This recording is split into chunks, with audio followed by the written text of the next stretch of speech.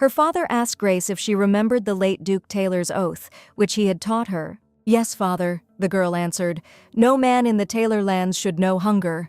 It was so. He asked her to look at the lands that she was to rule. In exchange for possessions, she would accept the burden of responsibility and duty. She will be obliged to protect the lands inherited from her ancestors and the people who believe in them and follow their name. She promised to protect Taylor. But by the time Grace grew up, things weren't so rosy. The golden fields of wheat hadn't yielded a harvest. Taylor residents had to make fires to burn unwanted ears of grain, and cold weather was approaching. Unable to watch this, the girl closed the curtains and looked at the table. There she approached the notebook lying on the table and began to study it. But suddenly, a woman ran restlessly into the lady's office. Grace asked what had happened. "Trouble!" she screamed, and told him that young Count Axon was pestering Jessie. At the same time, the young count, in a state of intoxication, shouted at the girl, hiccuping at the same time. He asked the maid if she had gone deaf. He told her to quickly come and sit next to him. Was it really so difficult to do? The man stood up for Jessie and asked the count for forgiveness, begging him to change his anger to mercy and allow Jessie to leave. But the answer was negative. The drunk man asked how the pathetic servant dared to address him without permission. People like them are supposed to only carry out the orders of the master and obey without question. But Grace, who had arrived, turned to the young Count Axon, saying that the night was already deep and it was time for him to rest. The servants responded to their mistress with concern, but already feeling safe.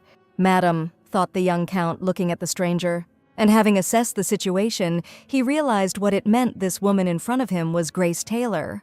Assessing her beauty with his gaze, he decided that she was worth the money and said that his bride had finally arrived. But she hadn't shown her face the whole evening. The girl saw the scattered bottles. According to him, she arrived on time. He complained. Her servants had been insolent, and he was just about to teach them a lesson. After all, the master is responsible for the actions of his servants. If his bride fills his glass as a sign of apology, he will forgive them for this rudeness. Grace reassured the butler and Jessie by informing them that she would speak to the young count herself, and she asked her subordinates to leave quickly, but reluctantly they obeyed their mistress. So, left alone with the man, Grace was facing a not very pleasant conversation. Axon came closer.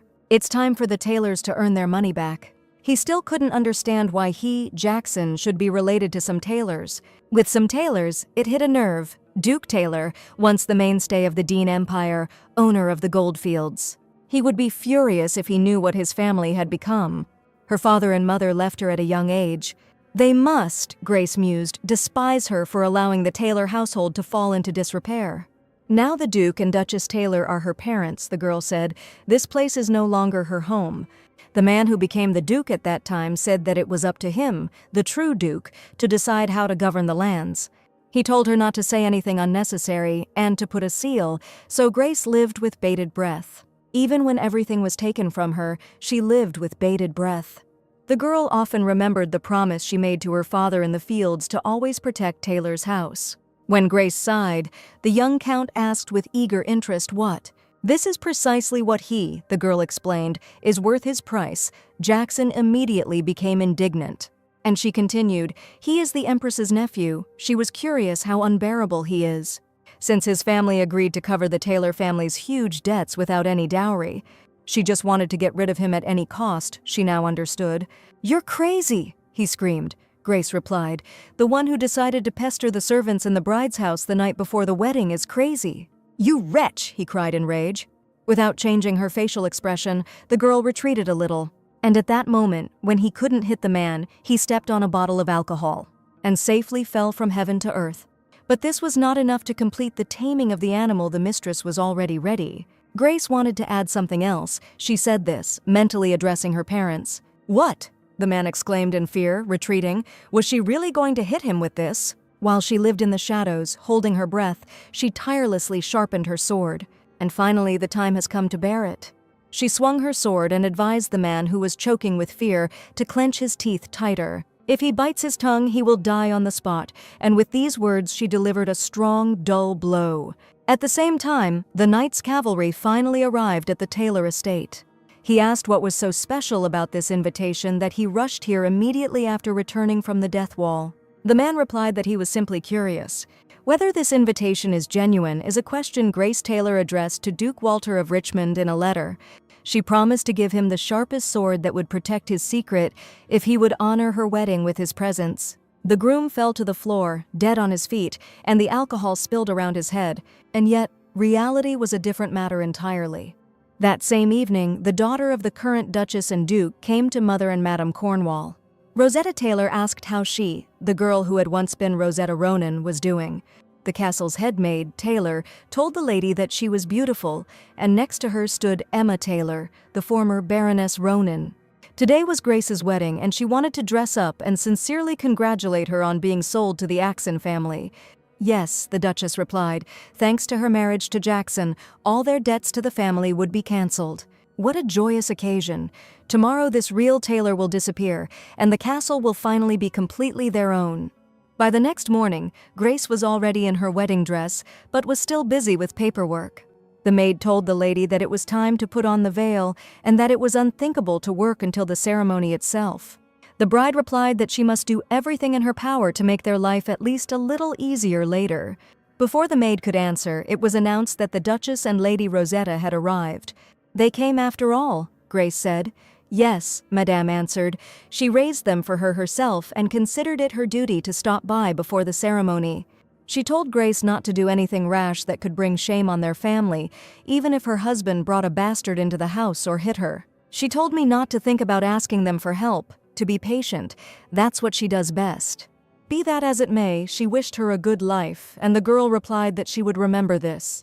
Her sister told her to live her whole life with that eternal, blissful smile of hers, and even after death not to return to Taylor's house. "Because this is their home!" Rosetta exclaimed and left with her mother.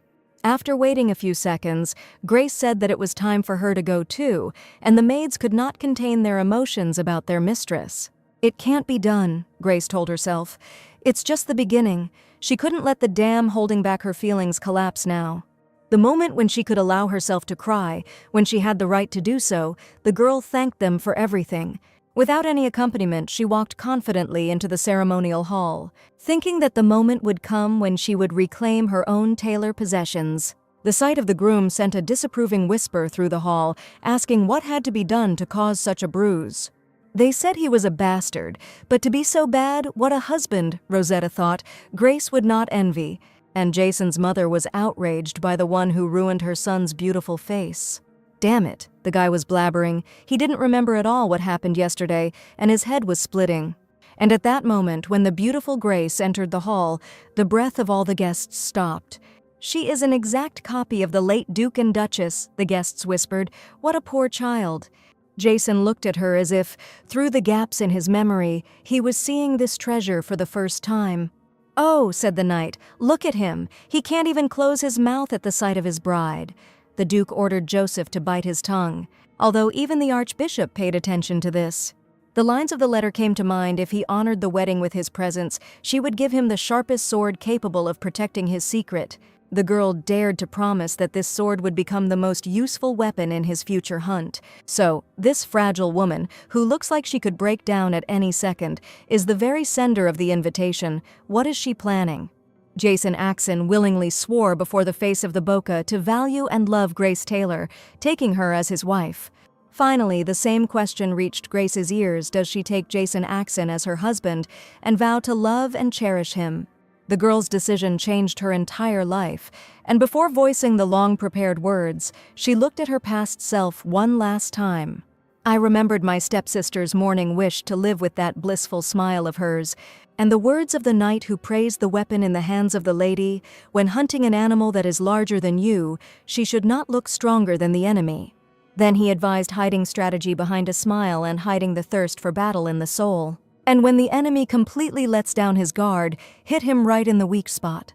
The bride's impartial answer immediately sounded no. Her heart already belonged to someone else, and therefore she will not be able to love either Jason Axon himself or even a hair on his head. Hearing the lady's confident words, Joseph couldn't help but smile. The ceremony was immediately completed, and the count ran after the countess and the count, asking them to wait. "There will be no wedding," she screamed. "How dare they offer such a vulgar girl as a bride? They could also forget about writing off the debts." He asked if anyone was there, asking to stop the carriage and where that bitch Grace had gone. "Grace!" the Duke shouted. "If she does not return this minute and beg for mercy on her knees, she will be cut off from the Taylor family." Crossed out, of course, he shouted so loudly that the scream echoed throughout the palace, but Grace, meanwhile, was already running towards the fulfillment of her dream. Well, on her way, she came across Duke Walter, heading towards her. She recognized his identity, but chose to pass by before meeting him. The girl had one more thing to do. They crossed paths, and Walter stopped, looking after the sender of the letter. Then Joseph came running to his lordship. The Duke had left so suddenly that he was even frightened. There was such a scene in the chapel now. Duke Taylor threw himself right under the Axon carriage, but Walter said that they were leaving. Could he really not watch this spectacle to the end? Asked the knight. The Duke said that since she promised to hand over the sword, he would go and take it. The sword in the invitation meant herself to him, Walter had already realized, and that meant she promised to give herself into his hands.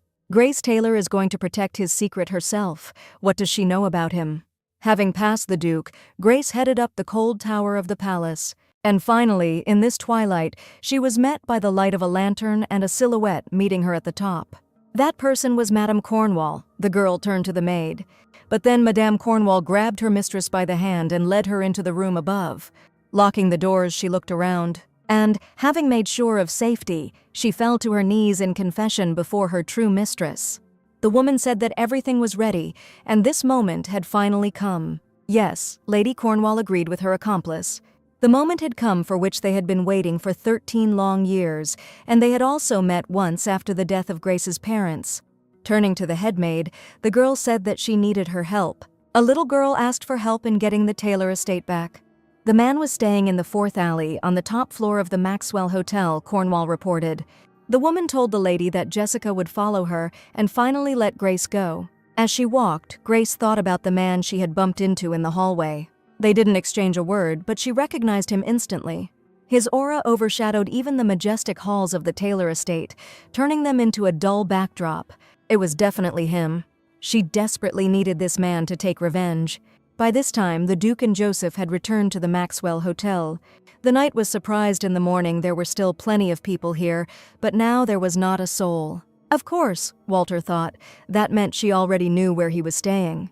Having climbed up to the floor to his room, the Duke slowed down and almost knocked on the door. However, he stops, realizing how stupid it is to knock before entering his own room. And at that very second, he opens the door and enters the room. Inside, as expected, a girl was waiting for him, who looked back when she heard the door creak. Before meeting the Duke, Grace took out something that could serve as something significant. And from the anticipation, I succumbed to the memory of taking possession of this thing, as well as other things that evoke sadness.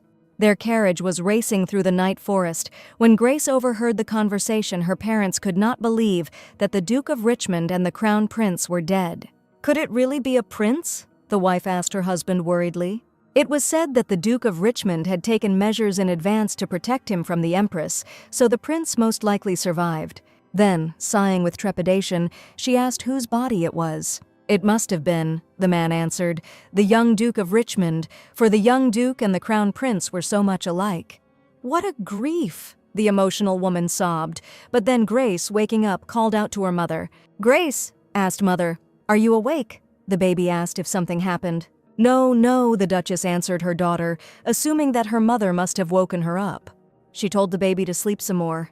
They still had a long way to go to get to their destination. She didn't have time to finish speaking when the carriage suddenly rocked.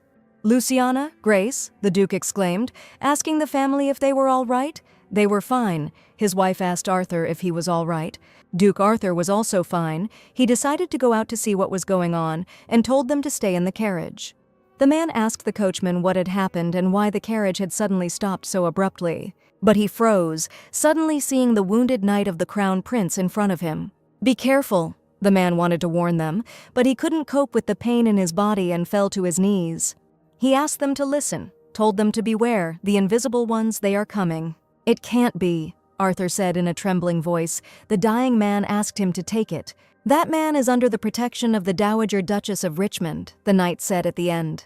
He had to react quickly. He asked Grace to take this and return to Taylor Castle. Worried, the little girl asked what about them, Mom and Dad. The Duke asked his daughter not to worry, promising that they would also arrive soon. The Duke asked his subordinate to take care of Grace. Everyone already understood what this could lead to. He responded in agreement, even though he was sad. "Come on, madam," said the knight, and carried the girl away from this place. Tears filled her eyes. Fuzzy images froze in her memory. She didn't want to leave them, didn't want to return alone. After all, the next meeting with the parents took place only in the hall. With coffins there was noise and crying in my ears. And in her head and chest there was devastation. Next to her, the devoted headmaid was tormented by grief. The Duke and Duchess's carriage also burned to the ground, and the same thing happened again. First, the Duke of Richmond. The Crown Prince and now the Taylors, what the hell is going on? "Child?" A creepy voice addressed Grace. "If she doesn't want to end up like her parents, then she must live quietly, holding her breath." "Understood," the man asked before leaving the frightened child in bitter loneliness. As soon as she heard the door creak, she looked around, and seeing the Duke, she clutched the remaining fabric with the coat of arms. Walter said he thought so. She knew he was staying here. The girl asked to forgive her for her insolence, and moving a chair and sitting down on it, the Duke of Richmond asked, "So the sharpest sword is she?" "That's right," Grace replied. Walter suspiciously asked what the lady knew about him, hoping it would be worth the long journey he had made. Gritting her teeth, the girl collected her thoughts and confidently answered, "Yes, Your Majesty." The words hit him like a hammer, cold and calculated, sending a chill down Walter's spine. He jumped up from his chair and the next moment asked what kind of games these were. How dare she? But instead of words, Taylor's direct heir chose action and held out the imperial coat of arms on the burnt cloth. Having received him, the young Duke of Richmond could not help but recognize him. When rumors of the Crown Prince's death began to spread, she was heading to the capital with her parents. On the way, they met a wounded knight, and before his death he managed to convey a message to her parents, stating that the Crown Prince is under the protection of the Dowager Duchess of Richmond, and on the same day, her parents also turned to ashes, having managed to save only her. She turned to His Highness, and she began to beg him to take it in his hands as a sword of vengeance and to slay his enemies without a drop of pity. She swore that she would be his blade until he reclaimed the throne. The man looked inquiringly at the girl who had knelt before him. A cold, quiet anger froze in her emerald eyes. Yes, it was true. This woman had burned all her bridges with her own hands. She appeared to him like a commander who burns his ships before the decisive battle. "And how," the Crown Prince asked, "should he use it as a sword?" "It's very simple," Grace answered, standing up. "His Highness just needs to show everyone how much he loves her." She asked to be made officially his lover and taken to the Richmond estate. After listening, he grinned and asked if she was offering him to become that secret lover, which she so boldly declared today in the chapel, so why not then propose marriage right away? "No," Geiss explained, "marriage was just an extra burden," she said to Walter's surprise. The girl just needed a good reason to be near him. To regain his throne, he will need the families that make up the empire, Richmond and Taylor. And so she asked to use her, the last direct heir of the Taylors, promising to put 2 families into his hands. "Easy to say," snorted the Duke. Now House Taylor was under the control of Baron Ronan, and she is a runaway who broke off her own marriage of convenience, which was agreed to only because of debts. "The sword's power is not limited to what the eye can see," the woman explained. Just as he waited for his moment, she too was preparing to become a worthy blade.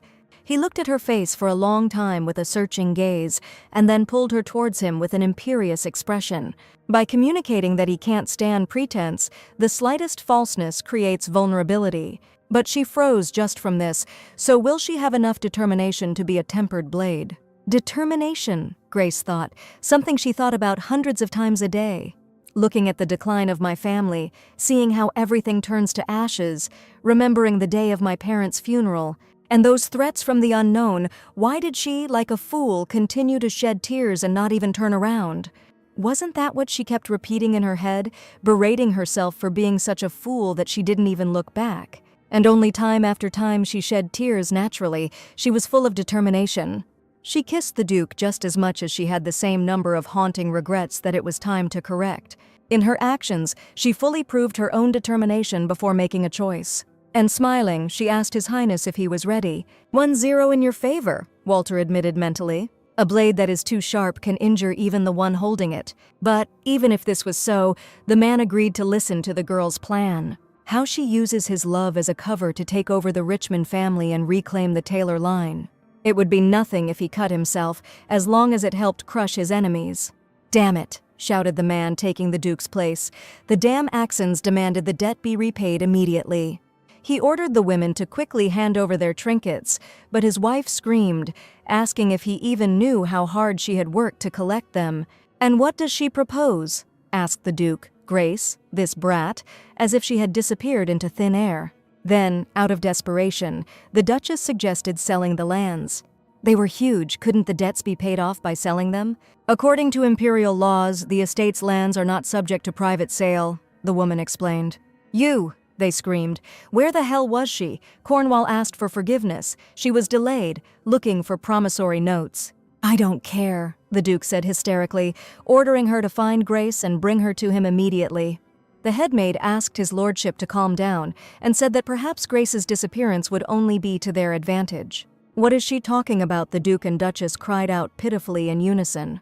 The woman explained that the Count Oxen family were relatives of Her Majesty the Empress, and that the scandal had occurred at the wedding. "This is a direct insult to the Empress. If they are not careful, her wrath will fall on House Taylor." "What should they do?" the senior maid, Madame, asked worriedly. Cornwall responded by telling them to disown Grace, to strike her name from the family register. Prove to the Empress and the world that House Taylor had nothing to do with this. Let her bear full responsibility, and the Taylor estate will officially become their full property. The family burst into laughter. God was definitely on their side. The estate would finally be truly theirs. They asked Madame Cornwall to act at her own discretion, and the woman asked them to rely on her. In the carriage driving away from the Taylor estate sat the rejected suitor, Jason. Remembering the words she said, he thought they said she was a quiet, homely girl, but it turned out she had found herself a boyfriend on the side. So now she's having fun with him while he's drowning in the mud. No, he will find them both. He will definitely find them. And then, right before her eyes, he will tear this bastard to pieces. He grinned with satisfaction and asked if tears would flow from those beautiful eyes. "Grace Taylor," the man said, as if tasting her name. Grace Taylor, yes, he definitely liked that name. Joseph, who remained outside the hotel, wondered why they were taking so long and what they were talking about. Curiosity was eating him up inside, when suddenly a voice from the outside advised him to be careful. Worried that he would break his neck, not expecting guests in this place, Jason immediately grabbed his sword. And only when he put the blade to his throat did he discover that a woman was standing in front of him. "Who is she?" asked the Duke of Richmond's assistant, ordering her to identify herself. But as soon as his words began to turn into threats, Jessie's face changed. And then she screamed and asked, otherwise he would attack her, and provoked her to take action. Why on earth does he poke her and immediately grab his sword? That's why they say about knights that they are thick-headed. Switching to the familiar form of address, Joseph, retreating, made excuses, but then, descending from the second floor, Grace called out to Jessie. There must be a real commotion in Taylor's castle right now, but she managed to get out. The girl praised her. She introduced them to Jessie, informing them that from now on she would be with her and would help with everything necessary. She asked to be allowed to introduce herself and gave her name as Jessie, the mistress's maid. Jessie was also Grace's teacher of courage, and Joseph had already experienced this skill himself. At this point, His Highness introduced his adjutant, Joseph Roxton, to the ladies. "It's a pleasure to meet you, Sir Joseph Roxton," Grace replied. The girl hoped that they would get along in the future, and Joseph automatically agreed with this, but suddenly asked in surprise, "In the future?" At the same time, the Duke made it clear that from that moment on, Lady Grace would be going to Richmond with him as his beloved. Hearing the sudden news, Joseph stared, trying to comprehend what he had heard. And suddenly he exclaimed, "Why are you frozen?" Walter asked him. He still has to drive the carriage, so he should move. The knight, taken aback, asked his lordship to wait and explain in more detail. At this point, Lady Grace turned to Sir Joseph and apologized for the fact that such a distinguished knight had to be a charioteer. After hearing this, Joseph definitely became a devoted supporter of the new mistress, thinking how kind she was. "Oh, not at all," he exclaimed, announcing. He had dreamed of being a coachman since childhood, honestly. This fickleness and devotion amused those watching, both Jessie and Walter himself. At last they set out, Joseph as coachman of the carriage and the Duke as attendant. Suddenly the men heard a voice from the carriage, Jessie asking the lady how her wrist was. Grace replied that it still ached a little. Judging by the bruise on the young count, the bottle was clearly beyond her strength. She should have taken something lighter. Joseph was horrified by the memory of Jason Axon's bruise at the wedding, and His Highness thought with interest that this scene was the work of the lady. Jessie advised her mistress to use all her arms when she swung. But, Grace replied, when she met him again, it would be more than just a bottle of wine. Jessie looked with concern at the lady who had already decided everything and said, "The beginning has already been made." But raising her head to the maid, the girl saw concern hidden behind a smile. Grace told Jessie not to worry. She explained that she had only taken the first step towards getting her lands back. She wouldn't stop, Grace promised, and she wouldn't collapse from exhaustion. Jessie believed the girl and, smiling, exclaimed, "Yes, madam." "Well," she told Jessie, "now let everyone know that she has started to act." These words were a direct signal for the girl. She obeyed her mistress. At that very moment, the carriage door opened and the girl boldly jumped out of it, rushing into the forest. Noticing this, Joseph asked in fear if she had just jumped out of the moving carriage. The Crown Prince remained silent, thinking that she had said earlier that she was preparing to become a sharp sword. It seems that these were far from empty words. There was a strange, tangible aura in the air, and suddenly Jason called out to his lordship, feeling the same thing. "Yes," Walter agreed with him. It looked like they had prepared a welcome reception for them. Closer to night, the crew, led by his lordship, arrived at the camp set up in the forest. Noticing the Duke, the knights exclaimed, "Meeting the Lord, his lordship has returned." His lordship was congratulated on his return as he dismounted, but then Joseph escorted the girl from the carriage. The knights, unaware of the guest, asked who it was with them. "Greet her," his lordship commanded, announcing that this was his beloved. What, not believing their eyes and ears, the knights asked their master. The knights discussed it. It was immediately obvious that this lady had grown up in hothouse conditions, and how she had ever decided to take such a dangerous path. Apparently, their love is truly strong. If she really loved him, she would sit quietly in the estate. She would certainly become a burden to him. So, Grace thought, this is what they are, the knights of the Richmond family. They are lined up to slowly move into battle formation at the first command. They also completely cordoned off the camp. Despite the rest, no one is relaxed at all. They maintain utmost concentration. The Wall of Death is a place where it is impossible to survive for even a year, but these 500 people lived there for 10 years. The very fact that they are alive proves that they are the best knights of the Empire. The Duke and Lady sat separately, but opposite each other. Joseph asked his lordship if it would not be better for the lady to return to the carriage. He was worried that she would faint at the sight of those stern faces. "Leave her," answered the Crown Prince. She herself expressed a desire to inspect the detachment. And yet, Joseph was worried about the girl, and in general, the Duke said under his breath. She couldn't help but faint. She had the face of a player calculating her next move. Then a boy approached the lady, asking for forgiveness for disturbing her, said hello and introduced himself as Andrew Iser. "Andrew Iser," she repeated to herself thoughtfully, the youngest of Count Iser's 3 sons. "Nice to meet you, Sir Andrew Iser," Lady Grace replied. The young man was embarrassed by her attractive appearance and good nature. He asked her to help herself. She thanked him, but it seemed to her that he gave too much, and asked him to share it with her. She heard that he would be driving the carriage from tomorrow, so he needed some refreshment. The girl apologized that such an outstanding knight had to be a coachman. Andrew froze. But at that very moment he exclaimed, No, he simply adores driving someone around in a carriage." The knights grinned. Well, it turns out their Andrew likes being a coachman, and they invited him to work for them as a groom when they returned. The Duke told Joseph that anyone could laugh but not him, and the knight asked his lordship to keep it a secret from the others. "How can you make so much noise in the forest? You've gone completely wild, that rascal Andy." "It's not Andy's fault," said the comrade. "Is it not someone who undermines discipline by his mere presence, even if it is his lordship's thrice beloved?" There was a whistling sound of cutting wind. Heads looked up. "They are finally getting closer," said the Duke. The frightening roar of the monsters unsettled and frightened the unprepared girl. She had heard a lot about monsters from her mentor, but this was the first time she had seen one.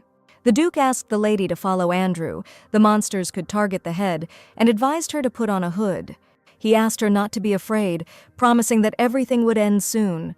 Grace obligingly put on her hood as instructed, and Andrew called the lady to follow him. "The Duke was just attacked by a monster, let's move," he commanded the knights. "Take her away quickly."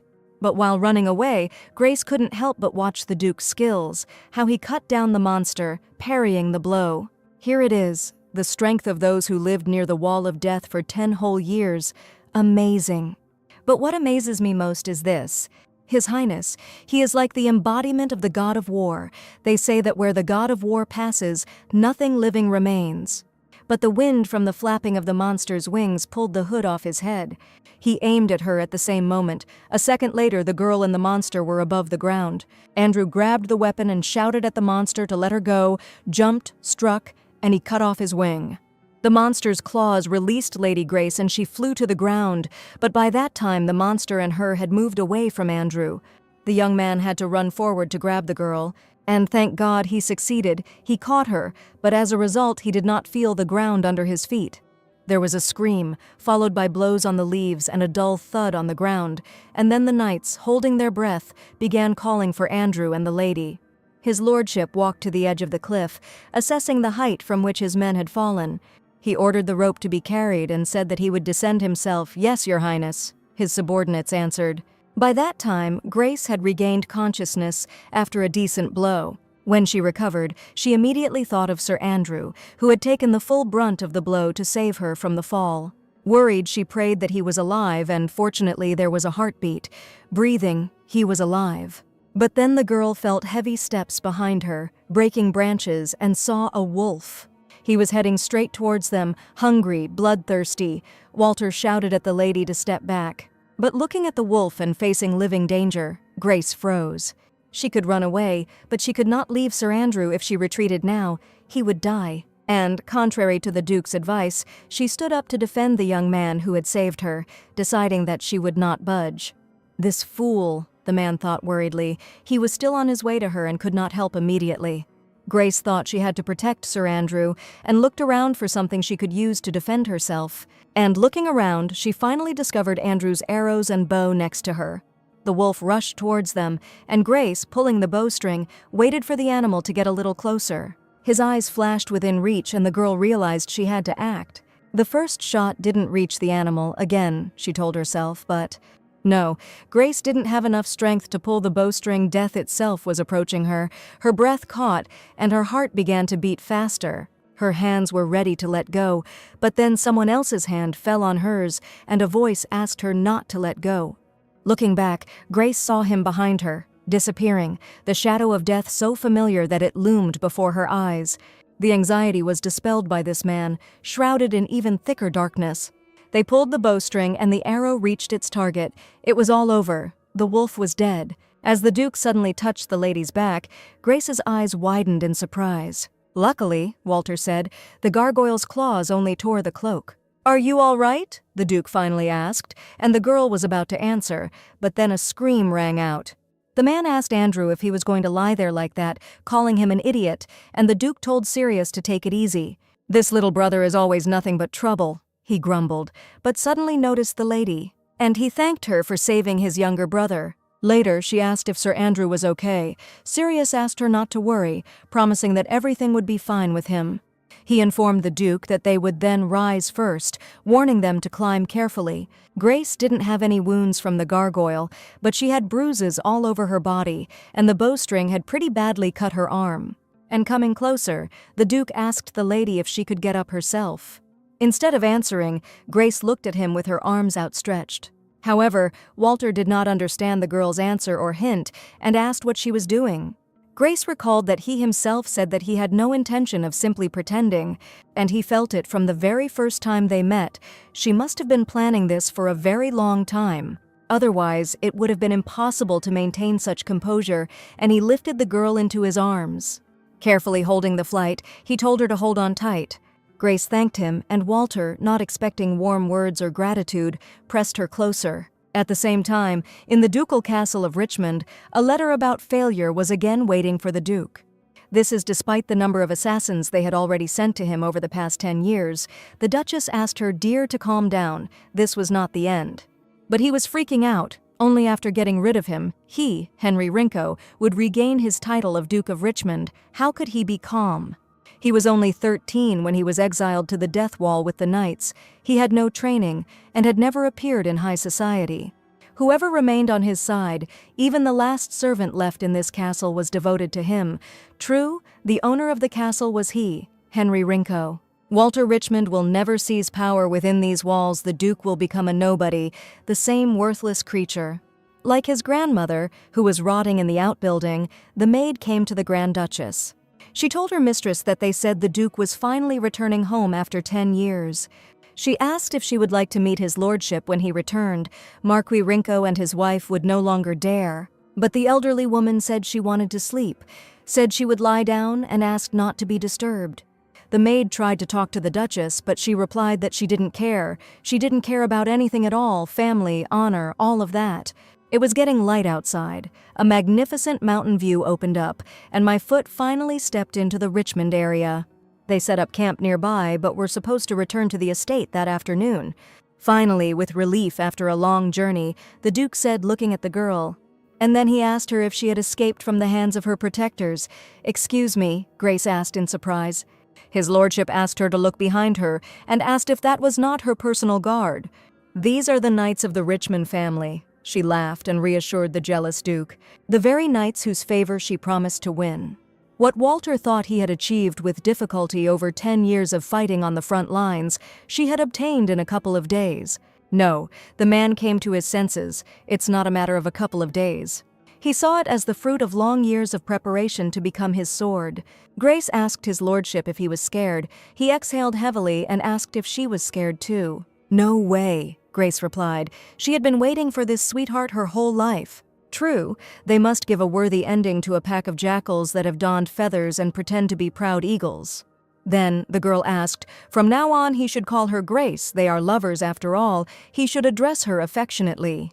Love? Affection? For someone who survived for 10 years and whose only goal was revenge, these words sound inappropriate. She herself is the same, love, affection, since she can pronounce such words so easily. Even if he finds it difficult, they will have problems, because she doesn't intend to do anything half-heartedly either. It was necessary to accept uncomfortable living conditions, just as during survival on the battlefield. Everyone understood perfectly well that the fight was just beginning, and kissing the hand, the Duke called the girl Grace. He informed her that she would ride with him on the same horse when they entered Rimond, and he hoped she wouldn't say that she couldn't do that either. "Of course," she answered, calling him Walter. The heroes were greeted by the sounds of a horn, the master of the Tabex Mountains and the Arutu River, the support of the Deccan Empire. The defender of the Northwest, His Grace the Duke of Richmond, has arrived. It was announced at the entrance to the estate. Somewhere from above, people who considered themselves the owners of the palace were looking down on them. "It must be the Rinko Marquis couple," Grace said. "Yes," Walter confirmed and asked. She recognized them immediately. She had lived too long among thieves not to recognize them. Thieves by nature are always so shameless. So these two looked too proudly, too greedily, not to see it. At the same time, the Duke and Grace played their roles as lovers well, attracting attention. Their glances at each other were so tender, and their actions were so fluid that it was unsettling to the uninitiated. "Who is this?" the Marquise thought irritably, trying not to lose face, but in vain. But again, putting on a welcoming smile, she greeted the Duke, congratulating him on his return. "Yes," he answered. The woman did not know that he had guests and offered to take the lady into the living room. They had not been warned about her visit, so the guest rooms were not yet ready. But then Walter replied that there was no need for that. From now on she would live in that chandelier room. "What?" the Marquise asked, taken aback. "But your Grace," she exclaimed immediately, coming to her senses. "But this place," the Duke asked why she was so surprised. Should he have to ask permission for such things in his own castle? Oh, not at all. The woman who believed in herself stepped back. Walter decided to suggest that they finish with the greetings, she could be free, and called Grace to go. Instead of a verbal answer, Grace looked at the Duke lovingly and tenderly. As he himself did not expect that they could look at him like that, he took her hand and led her into the estate. As soon as the couple disappeared behind the door, a whisper swept through the air asking what was going on and who this woman was. How could he place her in the chambers of the former duchesses without even introducing to them how he dared to neglect his vassals? So he imagined himself the master of the castle, the Marquis, Walter Richmond, thought angrily. The Duke was clearly up to something. The former manager of the estate told the vassals, rest assured he would not succeed. He ordered everyone to go to the meeting room. The situation needed to be discussed. Yes, they answered his lordship.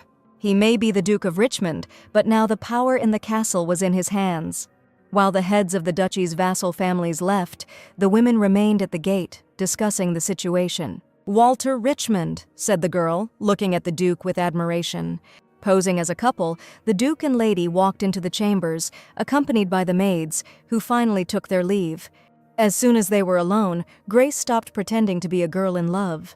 Richmond thought about how his visit to the estate had gone, and the girl looked around the room. The first thing that caught my eye was the fireplace, in which a fire had just been blazing, the soft bed and fresh lilies, which had probably been brought in this morning. It was clear she used this room regularly and no doubt planned to lie down here today. How ironic it is to be angry because something that was never yours was taken from you. Suddenly, the Duke asked the lady how long she had been practicing this kind of acting. Acting, the girl asked again. The Duke explained. He was talking about that court performance. She explained that it wasn't the result of training. At that moment, she simply convinced herself that she was truly in love. Is it as simple as it seems? Grace explained. There is nothing complicated, Your Highness. But she stopped, saying that since they could be overheard, she would henceforth call him exclusively His Lordship. Besides, the lady asked, he did a pretty good job too, and thanks to him she was able to get into character better. They're even, Walter agreed with the girl. However, Grace continued, she did not see the Dowager Duchess here. The man answered stiffly, she is in the outbuilding now. After a pause, Grace asked where the outbuilding was. That same night in the annex, the Grand Duchess had a dream. In it, she dreamed of a distant, happy past, her beloved grandson calling for his grandmother. He called her, a small bright boy, and promised his grandmother that he would return soon. But then she lost her grandson, tried to find Walter, and screamed where he was. I'm here, the young man answered with a dull look, calling the Duchess grandmother. But the woman was not stupid, even though the children were similar, but now in front of her she clearly saw the Crown Prince. So why was he here? Why was he wearing Walter's clothes? And while putting the puzzles together, I wondered why Walter was dressed like the Crown Prince. In despair at the loss, the woman fell to her knees and said, no, he is not Walter. In hysteria and despair, she screamed, asking for her Walter to be returned to her. Having seen this terrible dream about the remnants of the past, the Grand Duchess woke up abruptly. And after a while, a maid of honor came into the room and informed the Grand Duchess that the Duke had returned. She also reported that the lady he had brought with him had requested an audience. While drinking tea, Grace asked Jessie if anyone had followed them on their way to the annex. There was one, the maid answered, but he was just a small fry. He watched clumsily, as if he deliberately wanted to be noticed. I understand, the lady replied. Apparently they don't consider it necessary to send professional spies after her. A woman who was suddenly brought in by Walter Richmond, a man who had not seen the light of day for 10 years and lived at the very wall of death. It is obvious what the inhabitants of Richmond Castle would think of such a lady. A ruined aristocrat, clearly trying to seduce the Duke, or simply a commoner posing as a noble lady. In any case, she is a girl who will be thrown out and who is not to be taken into account, although now such disdain for Grace was only to her advantage. While the girl was thinking about this, Madame Azer returned to the room. The true heir to the Duchy of Taylor thanked her for the treat. And the Grand Duchess's maid of honor immediately announced that she did not want to see her and asked her to leave. The lady the Duke brought with him asks for an audience, so she told her, Grace asked. That's right, the woman confirmed. Well, the girl replied, she was not going to back down so easily and ordered him to go and report again. This time he told the Grand Duchess that Grace Taylor was asking for a meeting. Born a princess of the Imperial Dean family, Eliza Dean became Grand Duchess Eliza of Richmond. Having married the ruler of these lands, the subjects of the empire, in deference to her high title, called her Queen of Richmond. But all this remained in the distant past. The Marchioness Rinko appeared, who dared to treat the Grand Duchess with disdain after she had withdrawn into herself. Is her Grace really complaining of the cold? Asked the Marquise Madame Aizé. Do you even know how cold it is there? She exclaimed. Isn't winter just around the corner? She herself was forced to save every log, tell the Grand Duchess to be patient. It was precisely this kind of disdain that the lady's maid of honor and the Grand Duchess herself encountered. After losing her family and her beloved grandson, she withdrew into herself, not noticing the cold. But now Madame Iser came and reported Grace's words. This time the Duchess jumped up and asked what she said. Taylor. The lady was delighted that her mistress became so animated at the mention of the lady's name. She made sure that this child was a blonde, a young lady with golden hair and light green eyes. The Duchess said that the blood of the late Duke Taylor must flow in her, and Madame asked if she wished to receive her. Before answering, the Duchess asked, she said that the Duke had brought her with him, and as soon as the maid answered positively, the Duchess ordered that she be told to leave. Your Grace stumbled back in surprise from her decision. Araven, said the Grand Duchess, that's enough for you. Return to your family. Her sons had just returned home. She had had enough of being her maid of honor. The lady's words deeply touched the girl who had devoted her entire life to serving her, and she asked her ladyship to rest. Promising that she would pass on her words and return, she again left the woman in the lonely gray room. Madame asked for forgiveness and reported Madame still insisted that she would not receive her. She asked them to leave, and of course this hurt Grace, who and Jessie had a different plan for all of this. After thinking about the situation, she adopted the Duchess's position and apologized for the disturbance. What should they do? Jessie asked the lady worriedly. They can't do without the help of the Grand Duchess. Grace asked Jessie to return to the chandelier's room and, on the way, take a closer look at the servants and find out what mood reigned in the castle. Jessie asked how the lady was doing, because the plan to attract the Duchess had failed. Everything was fine, Grace answered. Her plan was still far from failure. Grace came into the annex and, startling Madame Iser, asked if she did the cleaning herself. She asked why she didn't see any maids, and why she was the only one of the ladies-in-waiting here. Araven replied, it seemed she had made it clear that the Grand Duchess had told her to leave. The grass in the garden was clearly mown in a hurry just today. How do they keep it in order at all? It's warm in the main castle, so why is it so cold in the annex? It's as if there wasn't a single log in the fireplace. Why is the Queen of Richmond being treated like this? Hearing the long-forgotten nickname, the title of Grand Duchess, all these reproaches, Madame shrank. Avoiding the answer, she asked the lady to leave. But before the woman left, Grace turned to Madame Iser, and she asked how she felt when she saw how her mistress was being treated, what she wanted to do. Wasn't she waiting for the right opportunity, the chance to restore her mistress to her rightful place? She informed Madame that she had also been preparing for this while at the Taylor estate. She spent years like a living corpse, she thought, and her Grace lived the same way, or even asked what she was preparing for. For revenge, Grace replied. Madame Iser, the girl said, it is time to return Richmond to its queen. Araven, the Queen of Richmond, turned to her, asked what she was doing there, and called her to come quickly. Tears flowed from my eyes on their own. The warm memories were too bitter compared to the present. She asked for help in awakening the Grand Duchess and becoming her ally in recapturing Richmond Castle. If it would help awaken her ladyship, if it would give her back Richmond Castle, she was ready. She was ready to give even her own life. Araven Iser, the woman who was always at the Queen of Richmond's side, the person the late Duke trusted most of all. The mistress of Count Iser's house, capable of gathering together the wives of all the knightly families serving the Richmond house with a single word. That was why she was the very person whose support she should have received even before Eliza's. To begin with, the Marquis ordered to find out what she was, to search every corner in the vicinity of the death wall, because the Duke had been sitting there for 10 years without leaving. The area around the Wall of Death, she asked, can those who live there be called aristocrats? And such a woman was given the chandelier's room. This is a direct insult to all of them who guarded Richmond Castle during the troubled times of its decline. True, it seems he forgot that Richmond does not belong only to the Duke. I will have to remind him of this personally. She also promised to make the Duke nervous, and so the Marquises agreed on their plan. Lady Flora Owen, the Earl's daughter, sat dreamily looking out the window, interested in Walter Richmond. Before, knights in her presence had always been ignorant, rude, and uncouth fellows, but he was completely different. His cold image, his gloomy face, this man was a majestic aristocrat. If they stood next to each other, they would definitely seem like the perfect couple.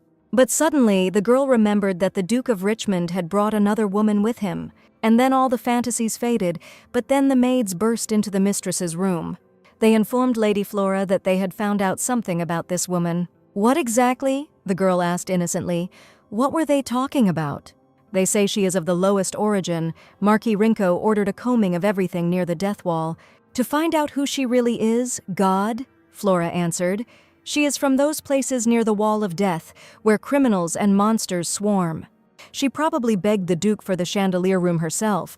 No, she demanded it. She only had one servant, and she seemed to smell of burning. A chandelier room for such a person. How upset the late duchesses must have been." "Madame Flora," the servant said, "you are simply an angel, worrying about the late duchesses at such a moment." "Oh no," she replied. When handing over the money, she said that if they find out anything else, they should definitely tell me. "Yes, madam," the servants exclaimed, promising to find out everything in the smallest details, and left her alone. The Duke of Richmond must have a man worthy of his glory at his side. This girl had better not get too used to life in the castle. Meanwhile, Walter was busy with the Duke's affairs and the relevant papers that needed to be checked. Then, watching, Joseph asked his lordship if he had not planned to take action immediately upon arrival. It was better to strike before they had time to prepare. The Duke asked if he thought he could not cope if they prepared. "Not at all," replied the knight, but after hesitating and seeing the adjutant's doubts, Walter asked Joseph what was the matter. He reported that the knights of the vassal families had arrived for an audience with his lordship, but Earl Owen had driven them away from the main gate.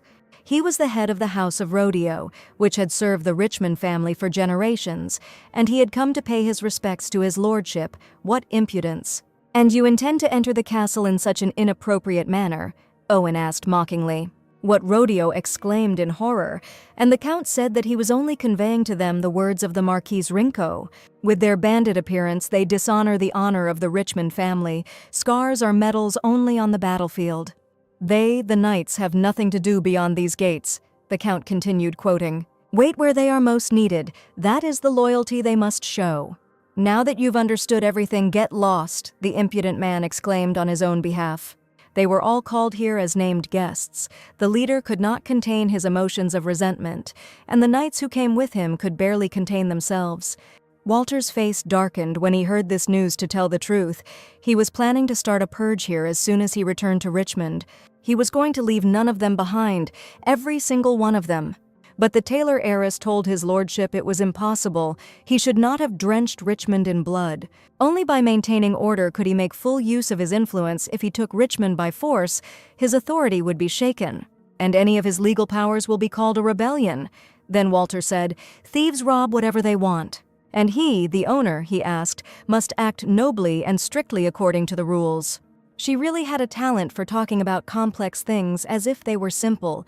"It is not easy," she told His Highness, "but even if it is difficult, it is the right option."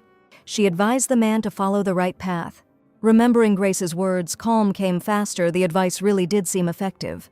The man asked Joseph to be patient a little longer. They probably think he's been wasting his time for the last 10 years. But during this time, he acquired them. Walter had already waited 10 years, so couldn't he wait a few more days? "Not at all," Joseph answered according to his lordship. "Good," Walter answered. A moment later, someone entered his lordship's office and announced that Marquis Rinko wished to see her. Before answering about the enemy visit, the men looked at each other. "And also," the butler continued, "Lady Flora from the house of Earl Owen wished to meet him." Looking at the document and sighing, the Duke replied, "Let them come in." So I had to step back from my business and meet with 2 uninvited guests. When they met, the woman once again congratulated his lordship on his return, and he thanked the Marquise. The woman asked to be allowed to introduce Flora, the only daughter of Earl Owen, a loyal vassal of the Richmond family. She was like a daughter to her, and she was as noble in soul as she was beautiful in face. She tirelessly perfected her skills in embroidery, music, and painting, acquiring a truly noble education. Having decided to look at the praised miracle, the Duke looked up, and Flora immediately saw that he was looking at her. She groaned and told the woman that she was embarrassing her, and the woman remarked on Flora's modesty. "There is no other lady so perfect in soul and body, is there, Your Grace?" she asked. But then the cup was loudly placed on the table, and Walter asked her what the purpose of her visit was. He did not think that they had come only to repeat the greeting that had already sounded at the gate.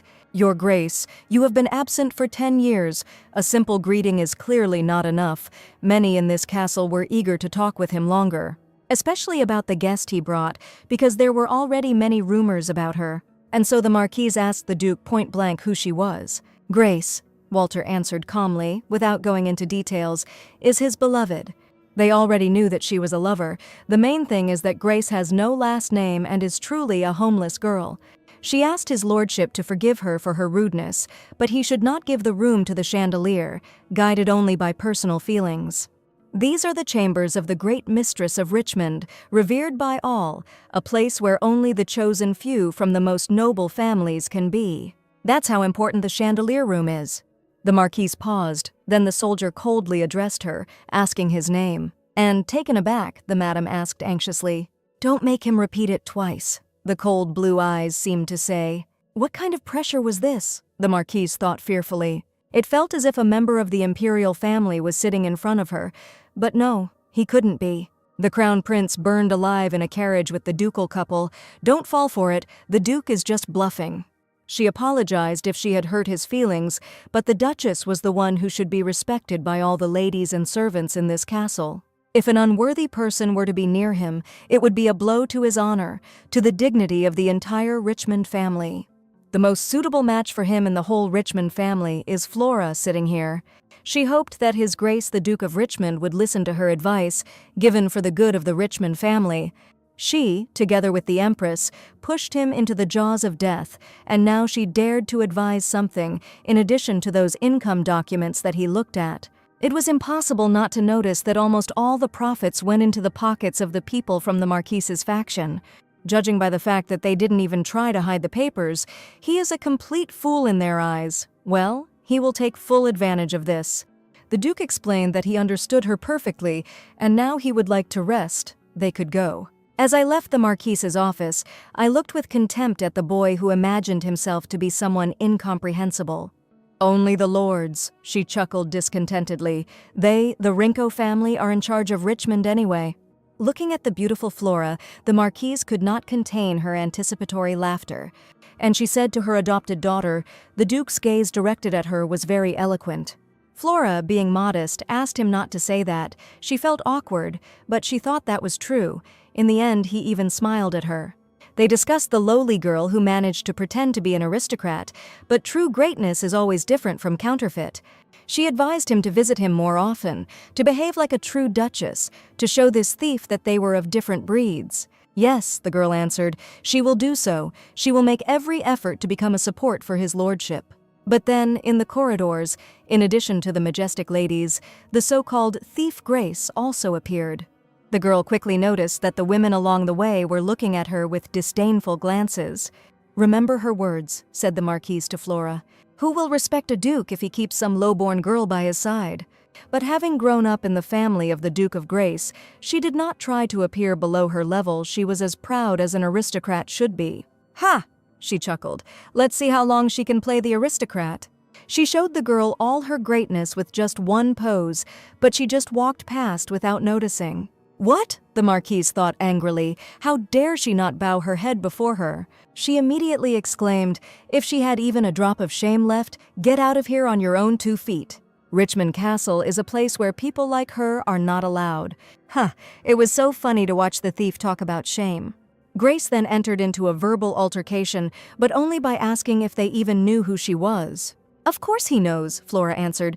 "They, the noble ones, see their own a mile away." It was immediately clear who was the rabble here and who was the true nobility. "Intuition means," she said. Well, that was all. The girl understood them and continued on her way. Since she doesn't want to leave on good terms, she will make sure that she starts dreaming about it. And loudly calling out to the servant, she ordered that from that moment on, all supplies of chandelier to the room be stopped. By the way, quite a bit of time had passed, and looking at the sunset, Walter wondered if she was still in the outbuilding. Grace's words came to mind. This was not the result of long training. At that moment, she simply convinced herself that she was truly in love, and the Duke really did see that very look. She asked him to take it in his hands and strike down his enemies without mercy, although he himself needed to be prepared so as not to fall into her power. Suddenly it seemed an unpleasant, hostile breeze blew. Both knights felt this pressure, and Joseph, already preparing for battle, grabbed his weapon. The Duke ordered the adjutant to check who was there. Joseph approached the door with confident, unhurried, and quiet steps, preparing for anything. And opening the door, he pointed the gun at the man's throat and asked who was there. He ordered to identify himself, otherwise what? The man asked him with a vengeance. Was he attacking him or something? The Duke watched this scene from the sidelines, studying it, and Joseph seemed to be taken by surprise. It was not the first time he had heard such a harsh response. Seeing similar notes in the behavior of the same people, Walter ordered Joseph to put away his sword. And, coming closer to the men, he asked the stranger if Grace had called him. No longer a lady, but Grace, the fair-haired man thought discontentedly. A tense silence filled the room as the Duke studied the reaction.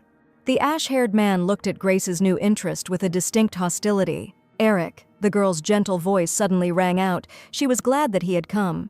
The guy's behavior immediately changed to more than cheerful at the sight of his mistress. This change puzzled both of them, but only Joseph showed it on his face. Greeting the lady he had known for a long time, he appeared to them as a different person. "Let me introduce," Grace said. "This is Viscount Eric Napier, a loyal vassal of the Taylors, now the head of the guild and hiding his title. Eric Napier, at your service," he introduced himself and asked forgiveness for his recent insolence. Walter also asked to forgive his adjutant. His appearance was too sudden. "What insolence are you talking about?" Eric asked. "Everything is fine." But just now he was glaring as if he wanted to tear it apart. His lordship then asked the girl how everything had gone in the outbuilding. Grace reported that she had met with Madame Isère, and she had promised to support them. The Grand Duchess will also come to her senses soon. "That's how it is," the Duke replied after hearing the report and said, "Now they can rest." Returning to the office, he asked Joseph to help the Viscount leave unnoticed. Having said that he understood him, the adjutant withdrew, leaving the Duke alone with his thoughts. There was only one picture before his eyes, a woman calling out to Walter incessantly. It was so hot there, so very hot, the woman began to sob. Those silent sobs made him realize the bitter truth that simply breathing and staying alive could be a crime. A criminal who survived at the expense of the life of the true heir of the Richmond family. The restless Madame informed the Grand Duchess that His Highness had arrived. He was a sinner who took not only his life, but his very name. In the eyes of this old woman, he will forever remain only the culprit of his death. Walking into the room, he realized that everything was the same as 10 years ago, even the arrangement of the furniture. Only one thing has changed. He guiltily clenched his fists as he sat down on the chair, unable to start a conversation. But, finding the strength in himself, he asked the Grand Duchess why she was doing this. While she was locked up here, hordes of rats had bred in Richmond, wasn't she supposed to? Instead of him, he asked his grandmother, should Richmond's vassals be punished for their betrayal? So that's how it is. Is it really true that the one she wants to punish the most is not the Rinko couple, but him? The tension in the Marquise's room grew with every second, irritation filling her mind. That humiliating scene and the girl's smug face kept popping into my head. There was not enough anger for her. Throwing the spoon, she screamed, "Pathetic nothing, how dare you!" Transferring her anger to the maid of honor, she asked what was going on with her assignment for the blood moon. "The thing is," she answered timidly, "they said it would take at least 3 months." "What?" asked the madam indignantly, as if boiling with anger. Fearing the wrath of the Marquise, the maid of honor continued trembling. He added this. "She doesn't have a last name, so the investigation is being delayed. I asked for your understanding." However, as he poured the wine, he continued, "Even commoners usually have surnames. If she is not there, then either she or her parents are criminals." So she was a criminal? Well, that sounded quite logical. Right next to the death wall is a village of fugitives, a place where hardened bandits who have broken the laws of the empire hide. Perhaps a swindler or a thief asked the Marquis in the village of fugitives. Such things are not considered a sin. For a piece of bread, these people will not stop at murder, the maid of honor concluded. God, is she really a murderer? It is quite possible, judging by the way she charmed the Duke. She is not an easy girl. Perhaps she has done something worse. Something more terrible than murder, became one of the invisible. A foolish Duke who gave the noble Duchess of Richmond's chambers to a shameless criminal. With this, she could finish them both off in one fell swoop. She could claim her innocence or even try to prove her origin. But she already had Richmond Castle in her fist. Wait for her. Walter Richmond and the impudent girl. She will destroy both of them according to her scenario. Grace was sitting and checking Eric's report when the guy asked the lady if she was satisfied with the result. The girl asked Eric not to ask if she was happy, but to demand a reward for such high profitability. He asked if he would grant her any wish, and of course the lady answered. After all, these are the fruits of his labors. The girl's words warmed the soul of her comrade. And he looked at her affectionately and replied that he was only following orders. 10 years ago, Eric, like the young Duchess, lost his father and, standing at the grave, mourned his dad. It was at that place that their first meeting took place. Coming closer, Grace told him not to cry. The boy looked in surprise at the stranger who suddenly interrupted his peace. And the girl said that he would cry with a clear conscience when they took revenge on the enemy who destroyed their family. So she came into his life, which had become gray after his father's death, and brought into it the color of young greenery. From that day on, Eric unquestioningly carried out her every order and stopped crying at his father's grave. And with the hidden funds of the tailors that she entrusted to him, he developed a huge trading guild. Because of this, they rarely saw each other, but he constantly told himself that everything was fine. He addressed the lady with trepidation, never finishing his thought. But recently I saw how a lady was forced to agree to marry the Count's offspring. It's okay, he told himself tirelessly. This is part of her plan. This is just the path to her return to the Taylor family. But if one day the lady becomes someone else's wife and does not return to him, will he be able to? He continued to think that everything was fine, when suddenly Grace called out to Eric, rescuing him from his lingering thoughts of loss. She asked the guy if a 5% commission would be a big deal. No, not at all, he answered, finally coming to his senses. The reward is more than generous. He asked why she continued to pay him a share of the profits Grace's capital and his efforts had borne fruit, so it was only natural to share them. But he is her man, and that means his efforts belong to her. But that is precisely why Grace did it. She wanted to reward her man's loyalty and hard work. And then Eric decided to ask the lady if everything would be finished with the Duke of Richmond as soon as they returned to Taylor. Of course, the lady replied, she would become Duchess Taylor, and his lordship would return to his duties. Eric understood her. But then the guard standing at the door went off and reported that someone was approaching the chandelier's room. Quickly reacting to the signal, Eric asked the lady to be more careful. He warned that the Marquise's people had turned to the Blood Moon for information about her past. She was suspected of being a commoner, and he bought them 3 months by spreading a rumor about her possible origin from a village of fugitives.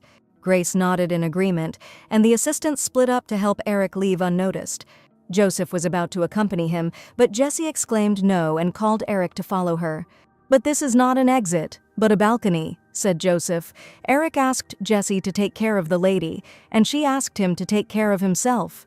Joseph still couldn't believe that the man was leaving straight from the balcony, but to his surprise, he deftly descended the floors. And when the man had already disappeared, he asked Jessie what the hell they were taught. Hunting skills, she answered. And now in the office, he asked if she shouldn't be next to the lady, but she needed to hide the documents.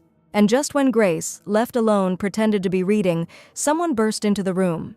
Without knocking, without warning, the maids entered and announced that her dinner was served. Grace pretended not to notice their ignorant behavior, or perhaps not to notice their presence at all. And the girls, carelessly rattling the cart, announced that they would cover everything now. How dare they come in without knocking? Jessie buzzed with anger. And besides, this noise from the cart is simply unbearable.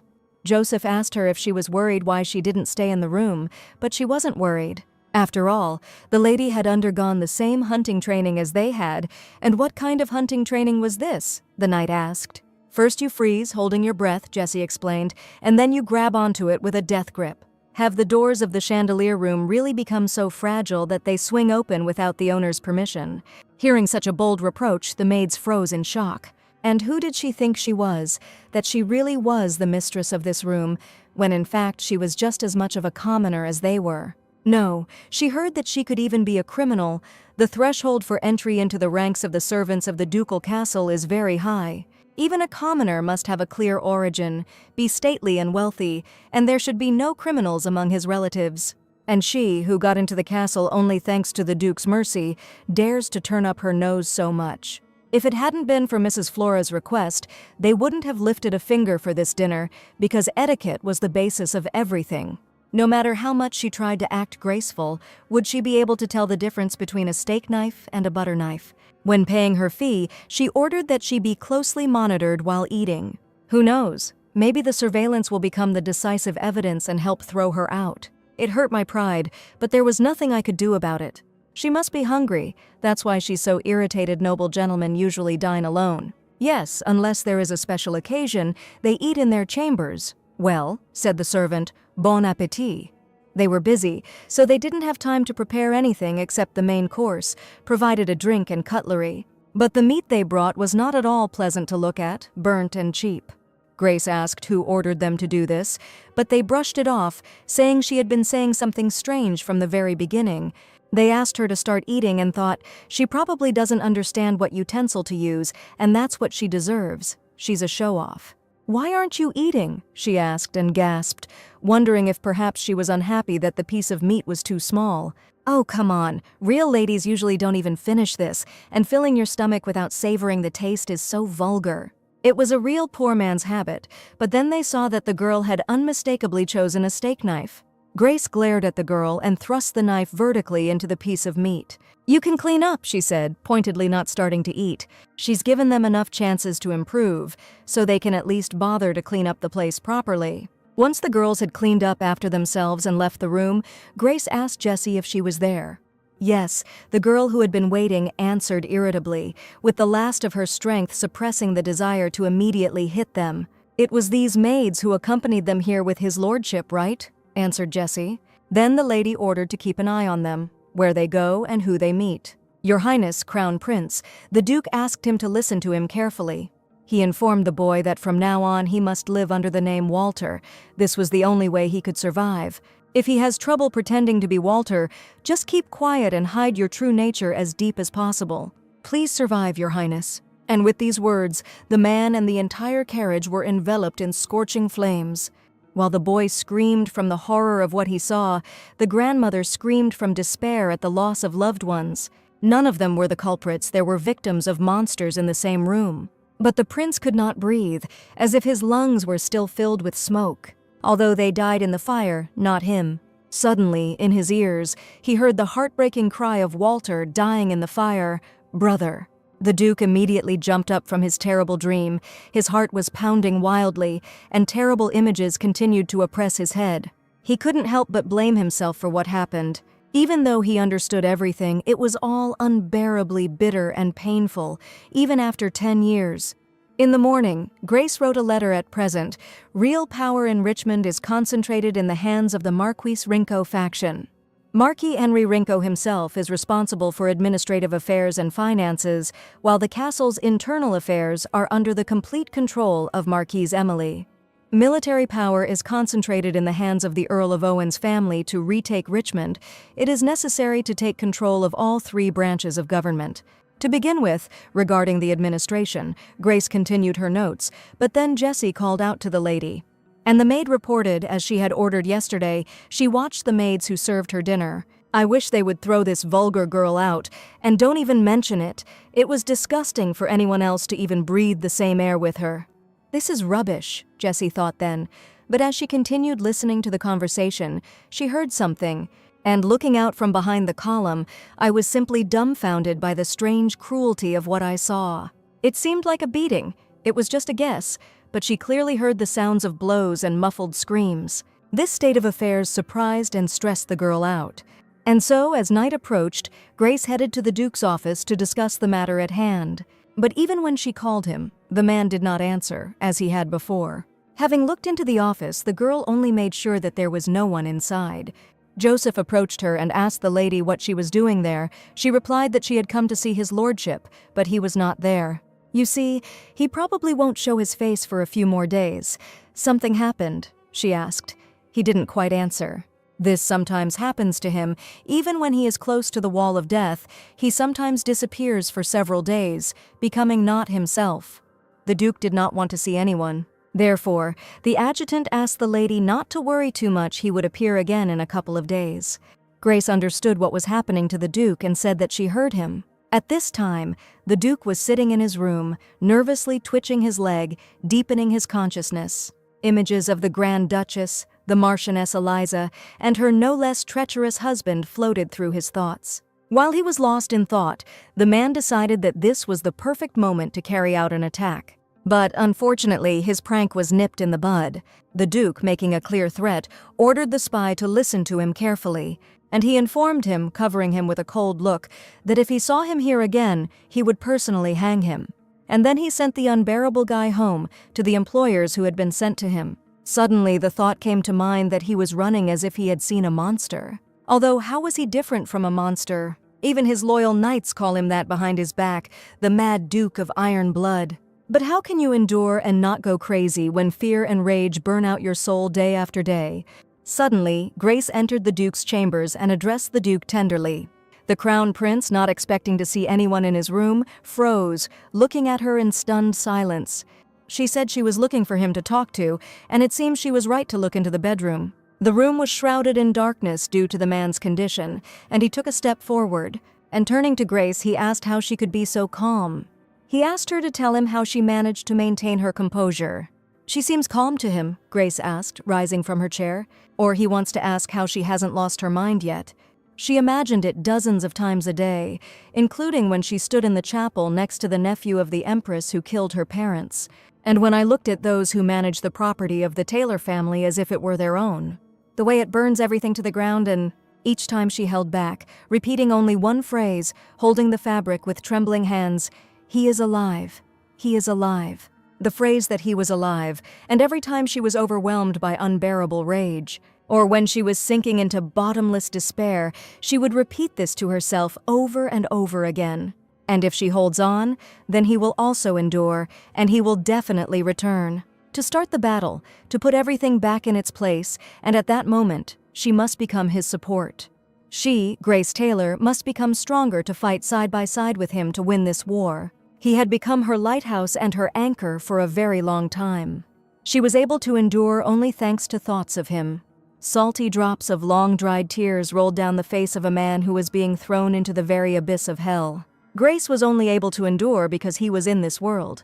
Therefore, he must also hold on, she said, moving even closer to the prince. And she said convincingly that revenge on her enemies was not the only thing she wanted. The Taylor family, the pillar of the empire, the land of golden fields, she wanted to restore their name to glory and continue the great work of their ancestors. To do this, his lordship must become a ruler worthy of her devotion. The anxiety went away and he grinned. She was polite in words, but in practice her words. "She believed in him all this time, so don't disappoint me, that's what they mean." Grace was sincere in her words, and Walter couldn't help but smile back at her. Finally, having restored the calm atmosphere, the Duke asked what the real reason for her visit was. It seemed, Grace said coldly, that the Rinko couple were planning to set her up. She learned that the maids who had served her dinner the previous day had been locked up and beaten within the castle walls. Since this happened right after they had served her, they clearly wanted to make her feel guilty. So, they decided to tie her hands with a false accusation even before they started talking about her origin. The prince asked if she could handle it, and Grace, making a move, said she had been bait from the start. It would have been even worse if they hadn't taken the bait. Grace said, skillfully removing all the pieces on the board, step by step, that this was the only way his lordship could act freely. So, having explained her intentions and having won at chess, the girl simply smiled casually. Walter grinned, but this outcome pleased him most of all. "Okay," he answered and asked her to be calm. He also would not sit idly by. It seemed that busy days lay ahead of them. "My God, the Marquise is so beautiful," the woman exclaimed. The late Duchess often wore this necklace. But only now she saw that it had finally found a worthy owner. Emily asked her not to say that, in case someone heard. But Flora told the Marquise that her mother was right. She looked good with that necklace, like a true queen. The Marquise laughed with flattery and praised the Countess for raising a wonderful daughter. "It was all thanks to her kindness," Countess Owen replied, "for she treated her like one of her own." The Marquise turned to Flora and asked her to come here and sit down next to her. And then she asked which of the decorations in this blue room she liked the most. She promised to give her one of them, and Flora asked shyly what.